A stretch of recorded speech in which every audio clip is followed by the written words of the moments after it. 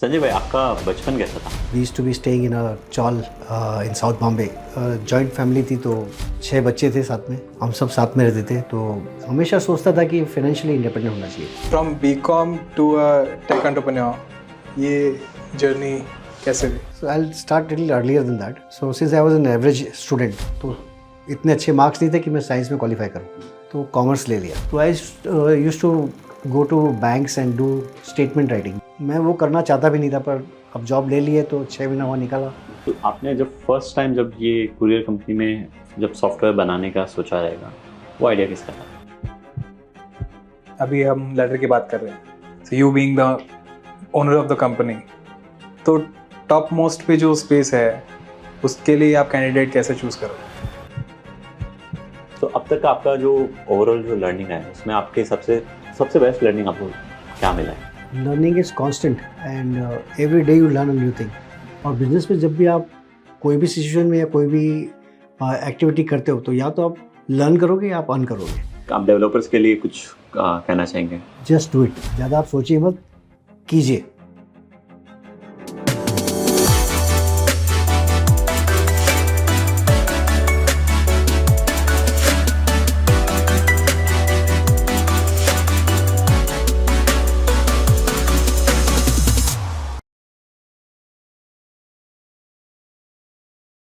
संजय भाई, आपका बचपन कैसा था?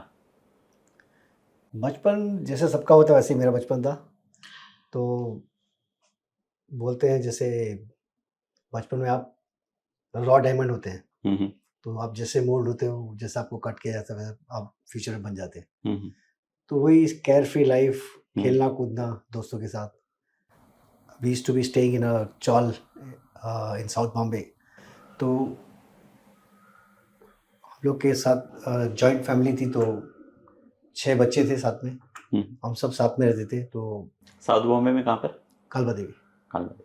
तो वहाँ हम लोग साथ में रहते थे, तो सब कुछ शेयर करते थे, कुछ झगड़े भी होते थे आपस में, बहुत कुछ सीखते थे एक दूसरे से, दिन भर कुछ ना कुछ खेल खेलते थे। तो समय मिलता ही नहीं था बाकी कुछ सोचने का, और लाइफ केयर फ्री रहती थी, और कुछ टारगेट नहीं, कुछ अचीव नहीं करना है, सब कुछ नया ही है ज़िंदगी में, सब कुछ सीखना ही है। तो बहुत अच्छी मेमोरीज़ है। और स्कूल कॉलेज का आपका सर्कल कैसा था? स्कूल और कॉलेज में भी दोस्तों ने हमेशा बहुत अच्छा रोल प्ले आपका किया है। स्कूलिंग कौन सा स्कूल में था? स्कूल वहीं साउथ बॉम्बे में ही था। साउथ बॉम्बे। तो स्कूल में भी काफ़ी अच्छे दोस्त थे, उनके साथ हमेशा टाइम बिताते रहते थे। और हम लोग जब भी साथ में पढ़ते थे, तो उस टाइम पे लाइब्रेरीज में ज़्यादा जाते नहीं, तो हम लोग गार्डन में जाके पढ़ते थे। तो वहाँ मस्ती भी होती थी और पढ़ाई भी होती थी। तो साथ में पढ़ने का अलग ही मज़ा था, खाना पीना, गपशप लड़ाना और बीच में पढ़ाई भी कर लेना। तो ऐसे ही चलता था। So born and brought up है या फिर आप? Born and brought up in Bombay, right from day one. Okay. So what we know, मतलब आपका जो हमने बात करी, तो आपने बीकॉम से कॉलेज करी, राइट? हाँ। So from BCom to a tech entrepreneur, ये जर्नी कैसे हुई? So I will start little earlier than that. Okay. जब मैं स्कूल कर लिया, करने के बाद after I completed my SSC which is 10th standard, I wanted to select a career, either commerce, science. So since I was an average student, तो इतने अच्छे मार्क्स नहीं थे कि मैं साइंस में क्वालिफाई करूँ, तो कॉमर्स ले लिया। कॉमर्स में आई इजी हो जाता है। हाँ, इजी हो जाता है लाइफ इतना। इवन फैमिली का ऐसे आता है कि लाइक कॉमर्स कर लो करके, हाँ, फैमिली की तरफ से भी इजी और ऐसा रहता है। डिफिकल्ट की बात भी नहीं है, तुम्हारे परसेंटेज भी उतने होने चाहिए कि आपको उसमें अच्छा। क्वालिफाई करना। तो इतने अच्छे नहीं आए थे कि साइंस करूं, और इतने खराब नहीं थे कि आर्ट्स करना पड़े। तो वो दोनों के बीच में commerce was the only thing available, तो वो कर लिया। और आई ऑल्सो वाज हमेशा सोचता था कि फाइनेंशियली इंडिपेंडेंट होना चाहिए। तो जैसे ही मैंने अपना कॉलेज चालू किया, I wanted to earn some money. यानी घर में सब कुछ अवेलेबल था, बट थोड़ा बहुत ईगो रहता है, या ईगो भी नहीं बोलूँगा, कुछ हिचक रहती है कि आप घर से क्यों पैसा मांगेंगे, अभी आप इस लायक हो कि खुद अपना कमा लो। तो I used to go to banks and do statement writing, जो आज हम नेट बैंकिंग में जाके स्टेटमेंट लेते हैं। और उस ज़माने में, उस टाइम पे, this is I am talking about year 90s or not even before that. Okay. 80 to 85 that was the time. उस टाइम पे there used to be manual registers in bank. तो किसी को स्टेटमेंट चाहिए तो आपको किसी को बोलना पड़ता था, फिर वो हाथ से लिख के एक शीट पे बना के देते थे. तो after my college I used to go to banks and one of the banks not and वहाँ जाके मैं स्टेटमेंट राइटिंग करता था. तो बहुत से लोग आते थे और इट वाज कोई भी किस तरह के भी लोग आते थे और किस तरह भी बात करते थे. तो एक्चुअली एक्सपोजर मिल गया कि सब कुछ अच्छा नहीं लाइफ में, नहीं कुछ लोग बहुत रफली बात करते थे. तो स्टेटमेंट बना के कुछ पैसे मिलते थे तो मेरा पॉकेट एक्सपेंसेस हो जाता था. तो I used to be happy. I didn't want to be a burden to anybody in terms of finance. अगर आप मुझे एक लाइक रफ फिगर बता सकते हैं कि उस टाइम पे आपको. उस टाइम पे मुझे याद है कि मैं करीब बैंक में 3 घंटे स्पेंड करता था और मुझे महीने का 300 रुपये मिलता था. तो उस टाइम के हिसाब से 300. हाँ, मेरा is more pocket than expenses enough. आराम से कंफर्टेबली हो जाता था. Very nice. और ये इस टाइम पे क्या एज थी आपकी? मेरी एज रही होगी 17-18. तो वो एज पे उस टाइम के हिसाब से हाँ, you 16 से started- मैंने चालू कर दिया था काम. Okay. तो घर में ऐसा नहीं रहता कि पैसा मांगना है, जो मिलता था घर पे कोई कमी नहीं थी. घर वाले बल्कि खुश हो गए. हाँ, तो वो खुश या दुखी नहीं थे, वो तो तैयार थे कुछ भी करने को. बट मेरे को हिचक थी तो मैं मांगता नहीं था. तो वो करते करते फिर आप जो क्वेश्चन कर रहे थे कॉलेज में लगभग जब बीकॉम का एंड होने लग गया, टीवाई बीकॉम, तो उस टाइम पे तभी कंप्यूटर का नया नया क्रेज चालू हुआ था. This is year 85.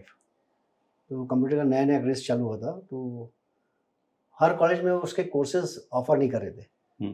तो जिस कॉलेज में मैं था वहाँ कोर्स अवेलेबल नहीं था, लेकिन दूसरी कॉलेज में फर्स्ट टाइम लोगों ने इंट्रोड्यूस किया था computer course. Okay. So I shifted my college from this college to the other college where the course was being offered. So this used to be the KC College of Commerce. So there computer course किया और computer course करने के लिए भी reason ये था कि मैं मैथ्स में काफ़ी अच्छा था. तो my sister used to give tuitions to lot of students. Okay. who were जो मेरे साथ ही पढ़ते थे उनको ट्यूशंस देती थी वो. अच्छा. लेकिन मैथ्स वो मेरे ऊपर छोड़ देती थी कि मैथ्स तू ही पढ़ा दे. तो मैं अपने ही साथ वालों को मैथ्स पढ़ाता था. तो अच्छा. उसके 2 परिणाम होते थे. एक तो मेरे को भी प्रेशर था कि मुझे पहले सीख लेना है, तो ही मैं किसी को सिखा पाऊंगा. तो वो भी करना पड़ता था. And generally I used to maintain कि I have to be good because impression has to be there. तो उससे मेरा मैथ्स ऑटोमेटिकली थोड़ा इंप्रूव होता गया. तो इसके लिए मेरे को हमेशा लगता था कि anything related to maths should be done. और उस टाइम पे ये बिलीफ था कि जिसको मैथ्स अच्छा होता है वो कंप्यूटर अच्छा करता है. तो मुझे कंप्यूटर की तरफ चला गया. तो बीकॉम करने के बाद हम लोग जॉब के लिए ढूंढ रहे थे. तो एक जगह जॉब मिल गई किसी के रेफरेंस से. इनिशियली ट्रेनिंग प्रोग्रामर का जॉब मिला, लेकिन वहाँ जाने के बाद पता चला कि डेटा एंट्री का काम दे दिया गया. कि अभी जैसा उस टाइम पे हुआ करता था कि अभी टाइम है, अभी हम लोग कर रहे हैं, अभी कुछ प्लान में है, लेकिन उस दौरान हमको डेटा एंट्री का काम करने को दिया जाता था. तो that was not what I wanted to do. But क्या चीज़ का डेटा एंट्री होता था? ये इनवॉइसेस की डेटा एंट्री करते थे, चालान के डेटा एंट्री करते थे. तो मैं वो करना चाहता भी नहीं था, पर अब जॉब ले लिए तो 6 महीना वहाँ निकाला. और उनका एक ट्रेनिंग इंस्टीट्यूट भी था साथ में वही कंपनी का, जहाँ कुछ 6-7 स्टूडेंट ही थे जिनको ट्रेनिंग देना था. पर उस कंपनी में जो ट्रेनर था वो निकल गया कंपनी से. तो अचानक मेरे ऊपर आ गया वो भी काम. तो मुझे कुछ टाइम के लिए वहाँ ट्रेनिंग भी देना था. तो I used to enjoy that. मुझे अच्छा लगता था कि भाई जैसे मैं मैथ्स पढ़ा था थोड़ा कंप्यूटर भी पढ़ने लग गया. तो फिर टीवाई के बाद मैंने कंप्यूटर के भी ट्रेनिंग के लिए फ्रीलांसिंग करना चालू कर दिया था. टीचिंग चालू कर दिया था मैंने. तो फिर जॉब के लिए जब वहाँ से निकला मैं, तो मुझे लगा कि अब यहाँ से निकलना है, तो दूसरी जगह जॉब लिया. वहाँ मुझे वापस ट्रेनिंग प्रोग्रामर जैसे लिया गया. लेकिन वहाँ पहुँचने के बाद वापस वही रिपीट हुआ जो पहले मैं जॉब में था. उन्होंने मुझे सेल्स में डाल दिया. अच्छा. उस टाइम पे ये कंप्यूटर के सेल्स में, वो कंप्यूटर मैन्युफैक्चरिंग कंपनी थी. तो वो लोग क्या करते थे, कंप्यूटर देने के बाद आपको कंप्यूटर को फॉर्मेट करना पड़ता है, सॉफ्टवेयर लोड करना पड़ता है, और कस्टमर्स को ट्रेनिंग देनी पड़ती है. उस टाइम पे कंप्यूटर इतना ज़्यादा था नहीं, रैम्पेंट नहीं था, बहुत कम लोगों के पास हुआ करता था. आप 100 लोगों के पास जाओ तो उनमें से 2-3 लोग के पास कंप्यूटर होता था, इतना तभी जस्ट चालू ही होते हैं सब। तो वो मुझे ये ट्रेनिंग का काम देते थे और थोड़ा बहुत इंस्टॉलेशन वो सब काम करता था, पर वहाँ भी मेरा मन नहीं लग रहा था बिकॉज मेरे को वो करना ही नहीं था। फिर लकीली एक हमारी जो इंस्टीट्यूट में जहाँ मैं स्टडीज़ कर रहा था, वहाँ मैं अपना रिजल्ट लेने गया था, तो वहाँ बोर्ड पे उन लोगों ने एक कॉर्पोरेट कंपनी ने अपना रिक्वायरमेंट लगा के रखा था कि हम लोग वी आर गेटिंग ट्रेनीज। तो मैंने वहाँ अप्लाई किया और वहाँ उनके 3 स्टेजेस थे कि आपका टेस्ट लेते थे, फिर ग्रुप डिस्कशन होता था और इंटरव्यू होता था। I could clear all the 3 luckily and then that's how I got into a corporate company. तो सडनली बहुत बड़ी कंपनी में आ गया और वहाँ मुझे सॉफ्टवेयर के न्यूएंसेस बहुत सब सीखने को मिले, बहुत कुछ सीखने को मिला। और वहीं मैं अपने आप को काफ़ी ग्रूम किया, जो बोलता है जो हीरा जिसमें धूल लग गई थी ना, उसको चमक आने लगी धीरे धीरे। तो तो मतलब आप एक ऐसे स्टूडेंट रहे हैं जिसको कॉमर्स समझ में नहीं आया, बट टेक्निकल समझ में तो आता था पर उसको करने मजा नहीं आता था, इंटरेस्ट नहीं, मजा नहीं आया। तो कभी आपको ऐसा लगा कि नहीं, मुझे ना कॉमर्स फील्ड की जगह मुझे साइंस लेना चाहिए था आगे जाके? नहीं, ऐसा कुछ लगा नहीं। मैं तो सोचा था कि जो ज़्यादा पढ़ते हैं, जिनके अच्छे मार्क्स आते हैं, वो साइंस लेते हैं, नहीं तो कॉमर्स लेते हैं। उससे ज़्यादा कभी सोचा नहीं कि ये इंटरेस्ट ऐसा हो गया वैसा हो गया। पर जो मिल गया उसी को बोलते हैं मुकद्दर समझ लिया, उस पर काम ज़्यादा किया और ध्यान से काम किया तो अच्छा हो जाता है। तो कमिंग बैक टू जब मैं ये कोर्स किया तो जो जॉब मिल गई उसके वहाँ ये कोर्स भी हो गया था मेरा तब तक। तो वहाँ से I started doing some freelancing jobs. अच्छा। क्योंकि मेरा टाइम था और वापस हमेशा रखता था कि पैसा और कमाए, हमेशा वो इन व्हाट निश? हाँ, यही चीज़ में टेक में प्रोग्रामिंग के लिए। कुछ लोग के जैसे हमारा ऑफिस खत्म होता था उसके बाद आई शुड ट्रैवल। आपको प्रोग्रामिंग क्या चीज़ का था, मतलब क्या लैंग्वेज? उस टाइम पे बेसिक और कोबोल 2 लैंग्वेज चलती थी। अच्छा। तो उसमें क्या बनते थे उस टाइम पे? उसमें वही अकाउंटिंग सॉफ्टवेयर होते थे, बिलिंग सॉफ्टवेयर होते थे, वही सब बनता था। अच्छा। तो उसके लिए फिर हम लोग मैं इवनिंग में जाता था और रात तक लेट नाइट तक काम करता था और नेक्स्ट डे मॉर्निंग वापस मुझे ऑफिस में आना पड़ता था 8 बजे। तो after some time it started becoming little problematic because focus भी थोड़ा नहीं रहता है और दूसरा आपके कमिटमेंट भी थोड़े बहुत क्लैश करने लग जाते हैं। हाँ। तो वो देखते हुए फिर सोचा कि शायद फुल टाइम फ्रीलांसिंग कर लेते हैं रात दिन। तो मतलब आपने जॉब छोड़ने का सोच लिया था? हाँ, जॉब छोड़ने का सोच लिया। उसके पीछे भी 2 रीज़न थे। एक तो ये था कि मेरा काम बढ़ रहा था और मैं कमिटमेंट में क्लैश हो रहा था, और दूसरा सिंस हम लोग की family is a business family, हम लोग का सारीज़ का बिजनेस था पहले, तो मेरा ब्रदर मुझे हमेशा बोलते थे कि तुम नौकरी छोड़ दो, तुम बिजनेस करो। वो हमेशा मुझे बोलते थे, उनका कंप्यूटर इतना मालूम नहीं था, और वो बोलते थे ये नौकरी मत करो। देन ही टोल्ड मी कि एक काम करो, आपको जो नौकरी में पैसा मिल रहा है वो मैं तुमको दे दूंगा, पर तुम जॉब करो, मेरे से हर महीने ले लेना नौकरी का जो पैसा होता है। तो that give me lot of security कि चलो भाई अगर ये है तो फिर मैं कर लेता हूँ, क्योंकि मेरे लिए तभी भी ये इम्पोर्टेंट था कि मैं अर्न करूँ। तो फाइनली यही हुआ कि जॉब छोड़ दिया। Unfortunately after leaving the job मेरे 15 डे पे मेरे ब्रदर एक्सपायर हो गए। तो then there was a kind of some problem कि भाई अब जो बैकअप था वही गया, वहाँ नहीं है अभी। तो देन थोड़ा तकलीफ हुई, but I would not say कि it's not a big story as such.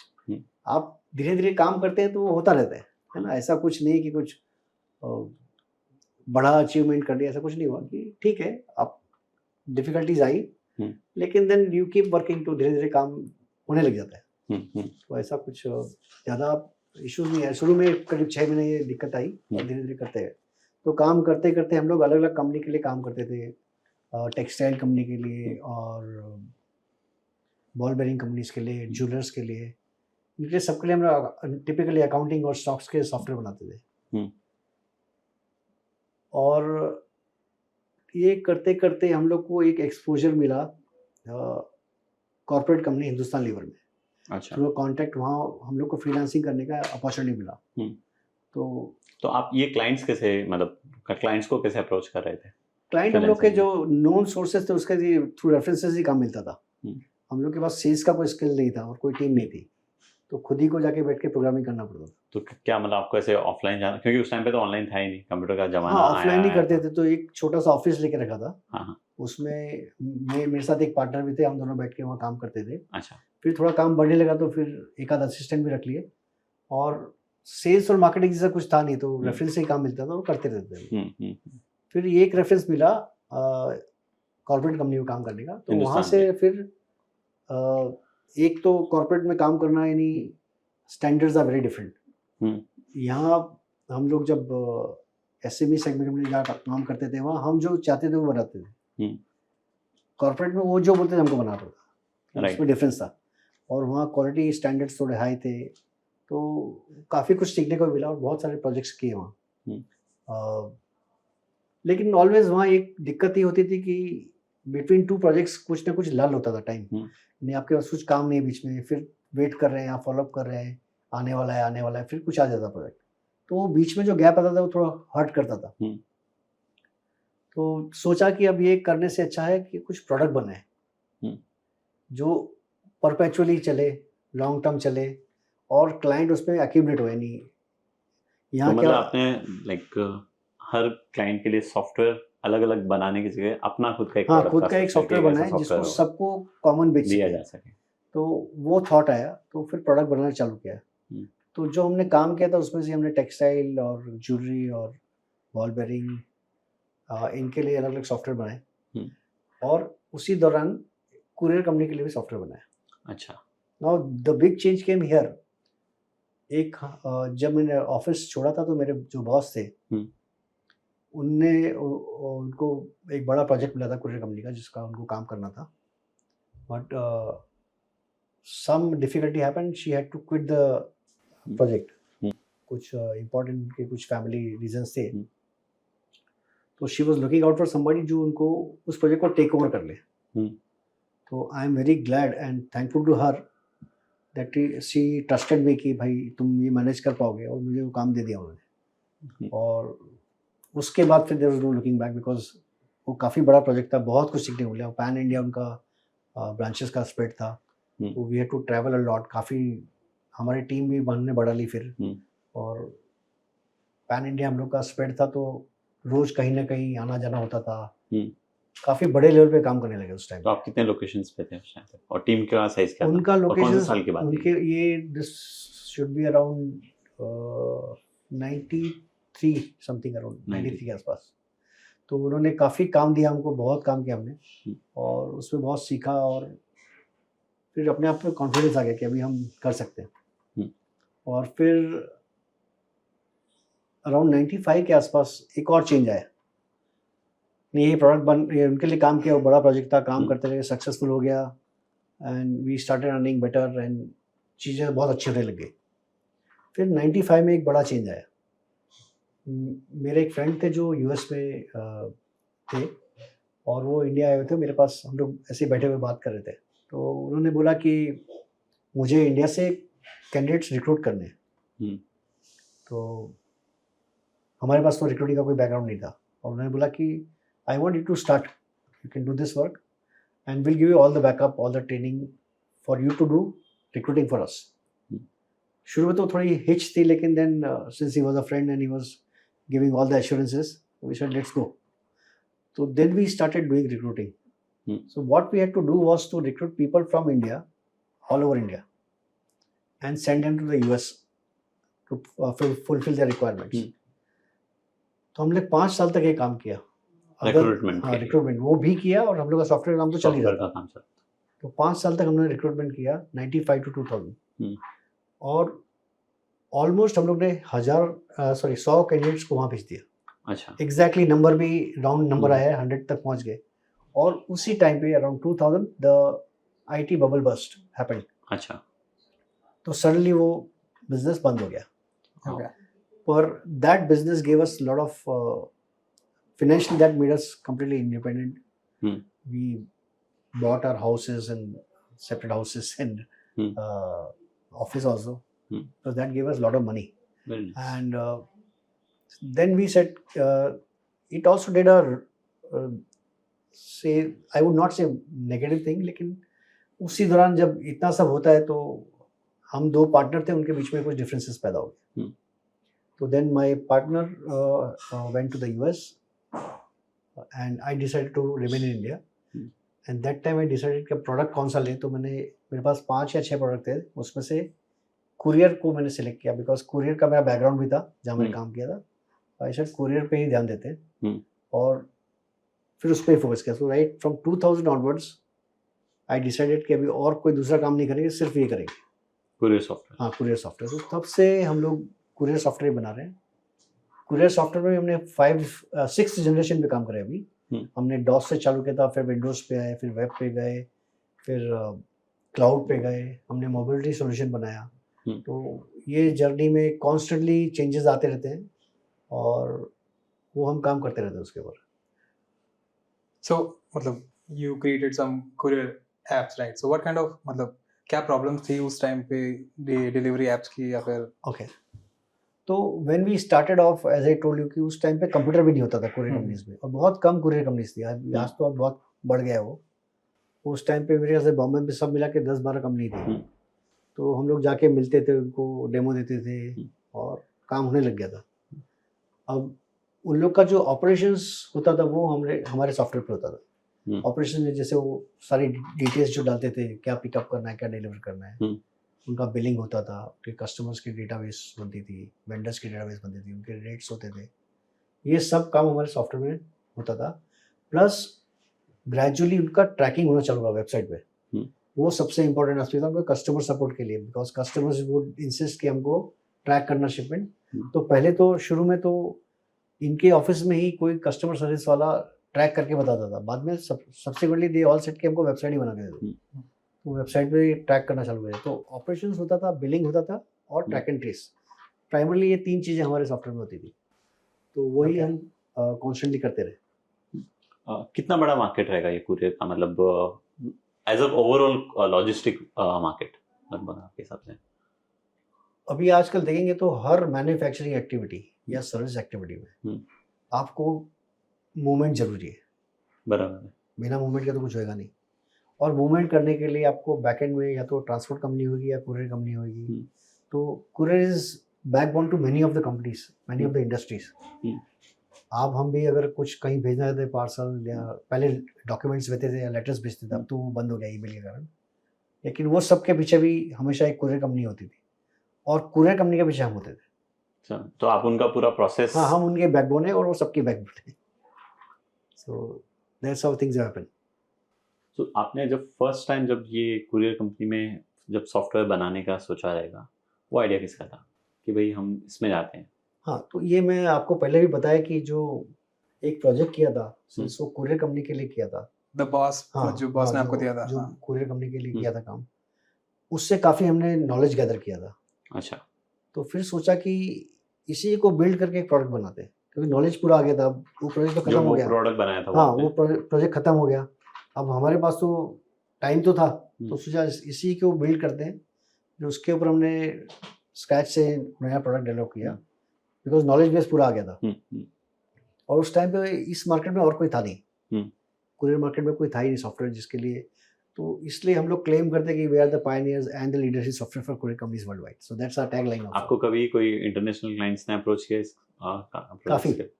In fact उस टाइम पे 93 के आसपास, 92-93 में भी दुबई की एक कंपनी थी जो उनका ऑफिस इंडिया में भी था। तो दे वर चेकिंग आउट कि कोई इंडिया में सॉफ्टवेयर है, because for them it work out cheaper to get a software from India. तो उन्होंने हमको अप्रोच किया था और फिर दे बिकेम आवर क्लाइंट। तो आज तक भी हमारे क्लाइंट है वो। It's a big company in Dubai. तो कुरियर कंपनी में एक और एडवांटेज है कि they are all connected, because nobody has a bigger network. So you have to deal with other partners, agents. So these guys spread the word around कि हम ये software use करें तो आप भी कर सकते हैं, आप भी वो यूज करो। तो ऑटोमेटिकली हमारे रेफरेंस पॉइंट बढ़ जाते हैं। आपको एक क्लाइंट को अप्रोच किया तो अपने आप ही, हाँ, अपने आप उससे आगे बढ़ सकते हैं, वो बेनिफिट है। और कुरियर में भी काफ़ी कुछ काम होता रहता है। जैसे हम उनका ई-कॉमर्स का काम होता है, वो भी हम करते हैं। तो ई-कॉमर्स के साथ वेयर हाउसिंग होता है, उसके लिए हमारे पास सॉफ्टवेयर है।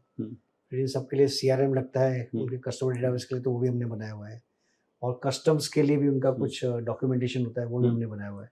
तो इसमें भी काफ़ी कुछ पेरिफेरी बोलते हैं जो प्रोडक्ट्स हैं, आपने एक एक प्रोसेस को, हाँ वो एक एक हर चीज़ को चीज हम हाँ हर प्रॉब्लम करते को हैं। हो।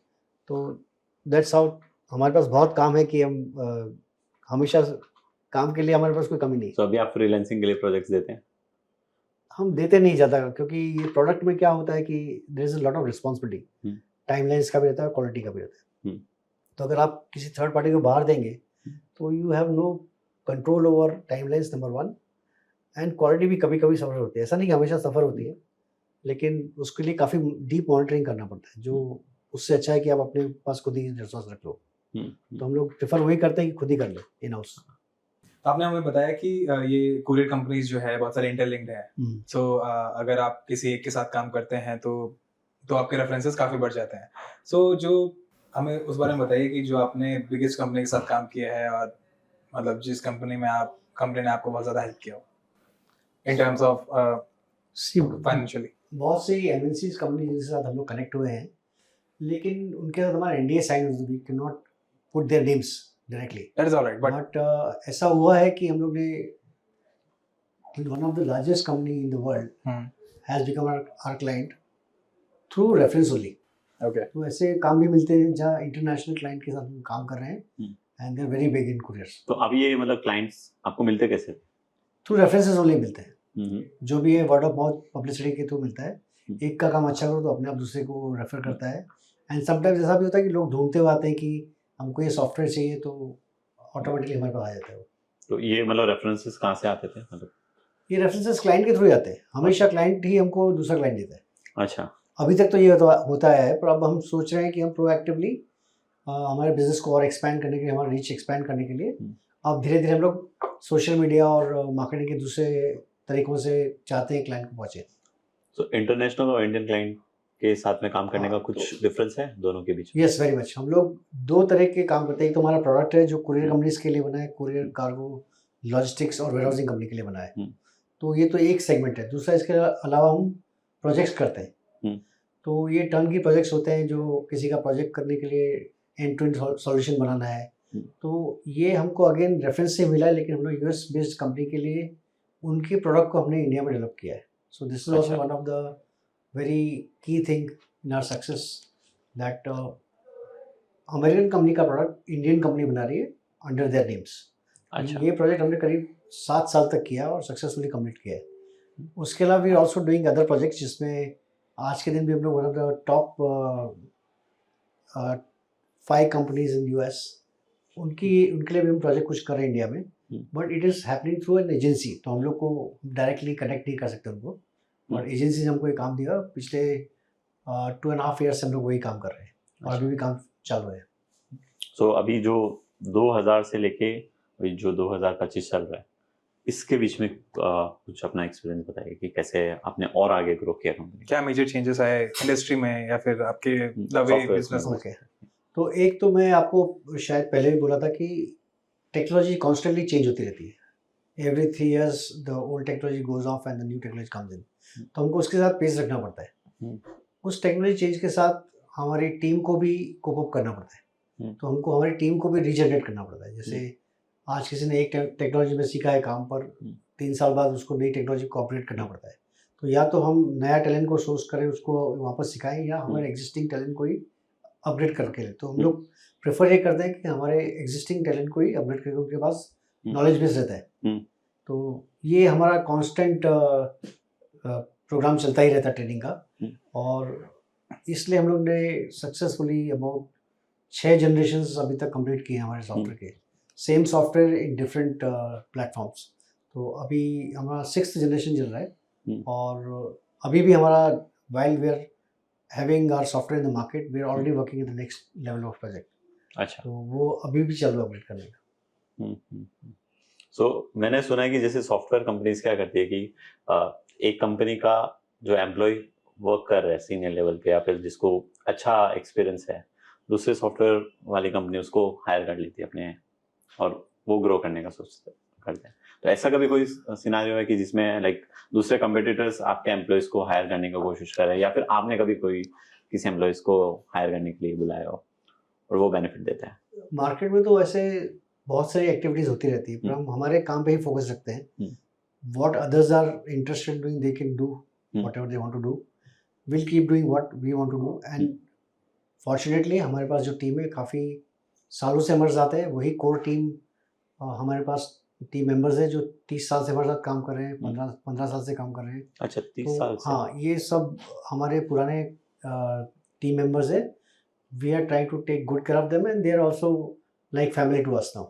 तो I am sure people would have tried their stuff, but we are lucky and I thank them also for being loyal to us. तो वो हमारा चलता ही रहता है, पर we are not worried about that as such. मैंने सुना आप एक कोई लैडर सिस्टम है जो अपने कंपनी में फॉलो करते हैं? ओ यस.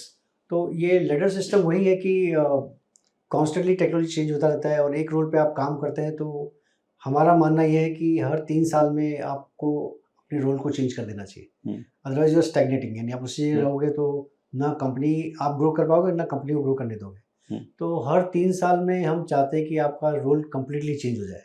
तो इवन वी हैव पीपल जो प्यून थे पहले हमारे स्टार्टिंग, हमारे यहाँ से प्यून के साथ चालू किया था, फिर डेटा एंट्री में आए, फिर वो टेक सपोर्ट में आ गए और आज डेवलपर भी बन गए. अच्छा. तो ये कॉन्स्टेंटली जो हम लेडर सिस्टम फॉलो करते हैं उसमें क्या होता है कि आपको अगर सीढ़ियाँ चढ़नी हो तो अगर ऊपर वाला जो सीढ़ी जिस सीढ़ी पे है उसको अगले स्टेप पे जाना है तो उसके स्टेप पे किसी और को नीचे से आना पड़ेगा.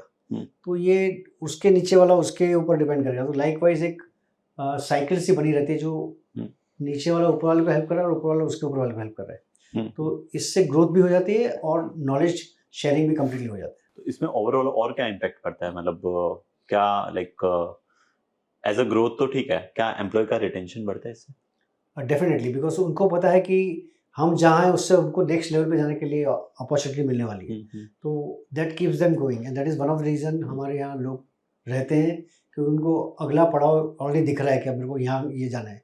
जो अक्सर क्या होता है कि आप जिस रोल में आपने एंटर किया उसी रोल में आपको एग्जिट करना पड़ता है. तो वो हमारे यहाँ वैसा नहीं होता है. और उसके बाद भी ऐसा नहीं कि आप नेक्स्ट लेवल पे जाके स्टैग्नेट करने वाले हो. वो लेवल भी 3 साल में चेंज हो जाएगा. और कभी ऐसा कुछ आपने लाइक कॉर्पोरेट में जब आप जॉब कर रहे थे तभी आपने कभी ऐसा देखा रहेगा कि लाइक कोई काफ़ी साल से काम कर रहा है और अचानक इन मिडल में कोई सीनियर को हायर कर दिया जाता है और वो उनका सीनियर बन जाता है. सो उसके वजह से काफ़ी कॉर्पोरेट में पॉलिटिक्स. तो ये भी एक बिजनेस में ये सब होता भी है, करना भी पड़ता है कभी कभी. आई कांट ब्लेम कि ऐसा हो क्यों होता है, बट कभी कभी ऐसा होता है कि टेक्नोलॉजी एकदम नई रहती है और जो एग्जिस्टिंग लोग हैं वो ऑलरेडी इतने बिजी रहते हैं कि उनको बाहर से टैलेंट को हायर करना पड़ता है, स्पेशली इन सॉफ्टवेयर. हमारे यहाँ सिंस हम लोग का अप्रोच हो रहा है कि लेडर सिस्टम में काम कर रहे हैं, तो हम कोशिश यही करते हैं कि नए काम के लिए भी पुराने लोग को फर्स्ट अपॉर्चुनिटी दी जाए. पर कभी कभी हमको एक्सटर्नल हायर करना पड़ता है जस्ट टू मेक श्योर कि न्यू टेक्नोलॉजी को समझ के जल्दी काम करना हो तो उनको भी लेना पड़ता है. तो ये दोनों काम होते ही है. तो जरूरत के हिसाब से आप मतलब first preference is given to the existing team ताकि आपका वो लेडर सब लोग ग्रो करते रहे. सही. ये बहुत अच्छा कॉन्सेप्ट है. Thank you. सो लाइक अभी हम लेडर की बात कर रहे हैं. So you being the owner of the company, तो टॉप मोस्ट पे जो स्पेस है उसके लिए आप कैंडिडेट कैसे चूज करोगे? If you are talking about continuation और ये question at our level is very very important कि how do you make sure कि नेक्स्ट लेवल कौन तैयार हो रहा है. तो हम कोशिश ये करते हैं कि इस कंपनी को हम प्रोफेशनलाइज कर दें कम्प्लीटली. तो the senior most person gets a chance to participate in management also.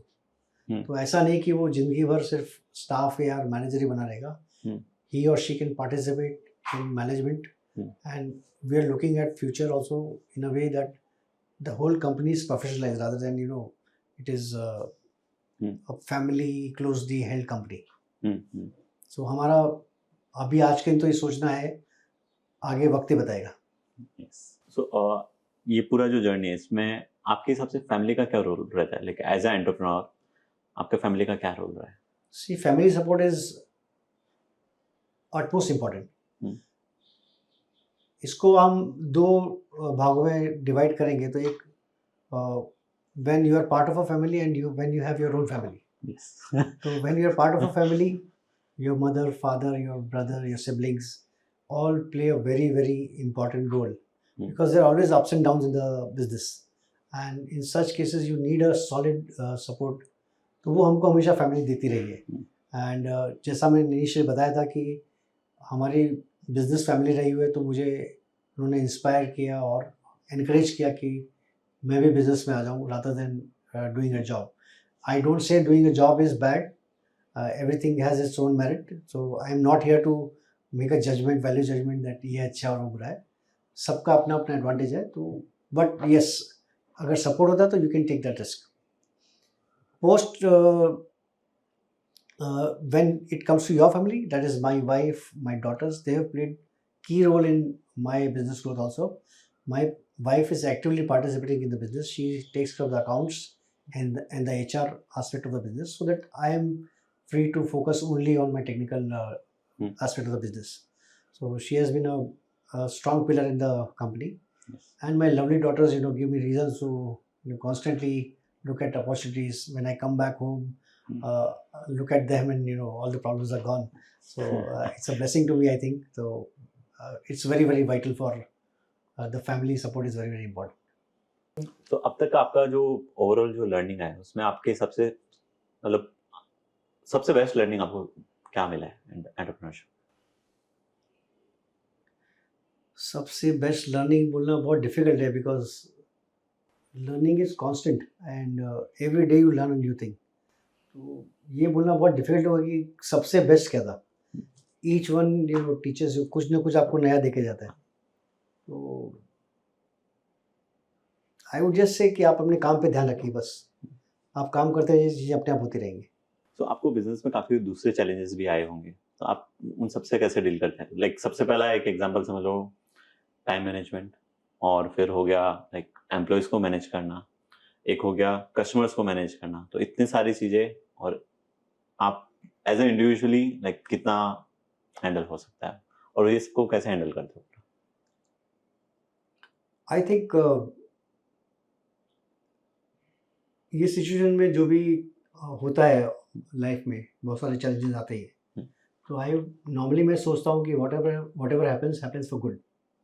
तो if something happens to you, you always think it is happening for you. तो आपको बहुत कुछ लर्निंग मिलती है. और बिजनेस में जब भी आप कोई भी सिचुएशन में या कोई भी एक्टिविटी करते हो, तो या तो आप लर्न करोगे या आप अर्न करोगे. तो दोनों केस में आपका ही फायदा है. तो you should not worry about challenges. They are part of the game, and more challenges come, you grow more. और आप उसको फिर और तरीके से अपने आप को सक्षम बना सकते हो और आगे बढ़ सकते हो. तो ये हमेशा सोचना ज़रूरी है कि आप अगर ये सोचें कि चैलेंजेस नहीं आएंगे तो शायद वैसा होगा नहीं. आएंगे तो उनको वेलकम करो, शायद उसमें आपका कुछ नया भला हो जाएगा. आप कोई लाइक एग्जांपल से बता सकते हो कि किस तरह के चैलेंजेस आपने फेस किए हुए हैं? Whatever कम जो कुछ होता है उसको मैं चैलेंज मानता ही नहीं. पहली बात तो मैं तो सोचता हूँ कि ये हो रहा है तो इसको डील करना है हमको. तो वो कोई उसको नाम दे दे चैलेंज है, कोई बोल दे कि ये अच्छा हो रहा है या बुरा हो रहा है, हमको हर चीज़ को एक्सेप्ट करके चलना चाहिए. तो acceptance is very, very important. तो आप अगर ये एक्सेप्ट कर ले तो ये जो सिचुएशन है इसमें मुझे क्या करना है उसके ऊपर ज़्यादा ध्यान दो, ना कि ये सोचो कि ये बड़ी है या छोटी है या उसकी क्या उसके बारे में करना है. वो ज़्यादा इंपॉर्टेंट नहीं है. प्रॉब्लम को अपने सिर पे मत बिठाइए, सॉल्यूशन के ऊपर ध्यान दीजिए, तो रास्ता आसान हो जाता है. So, आपने जो बताया चैलेंजेस को आप ऐसे देख रहे हैं कि वो चैलेंज है ही नहीं है. बट अगर आपको ऐसे कोई क्लाइंट बोल रहा है कि भाई ये काम नहीं हो रहा है या ये प्रॉब्लम का इशू आ रहा है, तो और कभी कभी ऐसा हो जाता है भाई क्लाइंट जाने जैसी नौबत आ जाती है, तो आप वो चीज को कैसे हैंडल करते हैं? लाइक एक प्रेशर आ जाता है कि मुझे लाइक क्लाइंट को रखना भी है एंड एम्प्लॉयज का भी देखना है, प्लस खर्चे भी देखने हैं. तो ये सब चीज को आप कैसे मैनेज कर पा रहे हैं एक साथ? बहुत इम्पोर्टेंट क्वेश्चन पूछा आपने, क्योंकि इसमें क्या होता है कि मैं वापस वही चीज़ बोलूँगा कि प्रॉब्लम्स तो बहुत सारी आने वाली है. हमको तो सॉल्यूशन की तरफ ही ध्यान देना है. तो अगर क्लाइंट को प्रॉब्लम है तो हमको देखना है कि भाई उसको प्रॉब्लम क्यों हो रही है. तो वो सॉल्यूशन हमको निकाल के देना पड़ेगा. और बिजनेस में होता ही है कि कभी कभी things are beyond your control, तो you have to accept gracefully and move on. और आपका टाइम मैनेजमेंट आप कैसे मैनेज करते हैं पूरा? टाइम का एक ऐसा है सिस्टम कि time is also tied up with आपके कमिटमेंट्स. तो आप हर चीज़ को टाइम देना पड़ता है. आपको अपनी प्लानिंग पे टाइम देना है, आपके एग्जीक्यूशन पे टाइम देना है, आपकी हेल्थ के लिए टाइम देना है, आपकी फैमिली के लिए टाइम देना है, अपनी टीम को बिल्ड करने के लिए टाइम देना है. तो आप स्लॉट्स डिसाइड कर लीजिए कि आपको कब किसको टाइम देना है. आप अपने डेज को भी डिवाइड कर सकते हैं कि मैं मंडे अपने फाइनेंसेस के ऊपर ध्यान दूंगा, ट्यूसडे में अपनी टीम बिल्डिंग पर ध्यान दूंगा. Likewise everybody has his own way of deciding क्या करना चाहिए, कैसे करना चाहिए. तो I think over a period of time you decide your own stuff and follow that whatever works for you. ये आपने बहुत अच्छा बताया कि आप day wise and like week wise भी आप डिसाइड कर सकते हैं कि कैटेगराइज करके Yes. कहाँ पर कब फोकस करना चाहिए. संजय जी, व्हाट लाइक आप एकदम जीरो से यहाँ तक पहुंचे हैं, तो what is the thing that moves you forward? कि मतलब आप जब सुबह उठते हैं तो what do you think about कि आज ये करना है ताकि मैं यहाँ पहुंच सकूं? I think journey is more important then the destination. तो कहाँ पहुँचना है वो इतना इम्पोर्टेंट नहीं है. Okay. You just get up and go, do your best. So एक इस क्वेश्चन को मैं थोड़ा सा मॉडिफाई करूंगा. आप जब ऑफिस जाते हैं तो आपके माइंड में पहला चीज क्या रहता है कि मुझे क्या क्या कवर कंप्लीट करना है, या फिर आप वो जो डे का रूटीन होता है आप वो कैसे सेट करते हैं? See, one of the when I get out of my place to go to work, I always pray that everybody associated with me should be happy. When you say everybody, it is your customers, your vendors, your team, your family, and if I may extend, the world wherever I am contributing, they should all be happy because of our efforts, our work, and that keeps me on all the time. That keeps me going all the time. आप day के हिसाब से आज के दिन का कि आप शेड्यूल कैसे बनाते हैं? Okay. How do make goals like मतलब डिफरेंट क्लाइंट्स के साथ? In our office, we have set few meetings which are on daily basis. Then there are meetings which are weekly basis, and there are meetings which are monthly basis. Every day morning, there are teams. There are different teams. Each team is spending about 15-20 minutes with each of them, and deciding on their tasks which are pending and how they are going to achieve. They have any bottlenecks or they're in execution, then they can always share that. If they're facing any challenges or they need something from other team members, तो आपने पूरा एक schedule बनाया हाँ, तो ये सब उसी टाइम पे डिसाइड हो जाना चाहिए, डिस्कस हो जाना चाहिए. एक बार हम सुबह का लगभग 1 से 1.5 घंटे के बाद सब अपना अपना काम पे लग जाते हैं. फिर उसके बाद we don't then we meet next day to again decide क्या क्या प्रॉब्लम्स अभी फेस हो रही है.